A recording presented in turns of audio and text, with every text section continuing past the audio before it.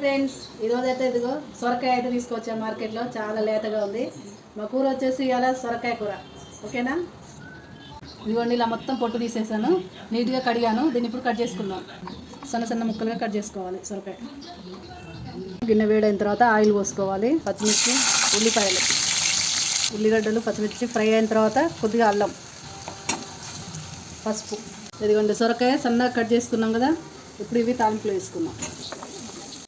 ఇదంతా బాగా కలబెట్టుకొని తర్వాత ఇట్లా మూత పెట్టేసి కొద్దిగా మగ్గనిద్దాం కర్రీ.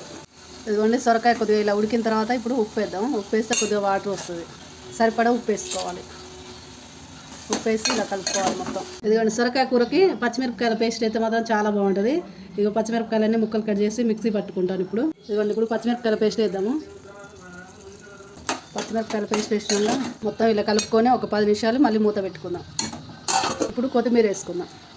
కొత్తిమీర వేసి బాగా కలపాలి. కొద్దిసేపు మళ్ళీ మూత పెట్టుకుందాం. వేడి వేడి అన్నము, వేడి వేడిగా సొరకాయ కూర. ఎంత కలర్ఫుల్గా వచ్చింది. కర్రీ మాత్రం సూపర్గా వచ్చింది. సొరకాయ కూర అంటే చాలా ఇష్టము. సూపర్.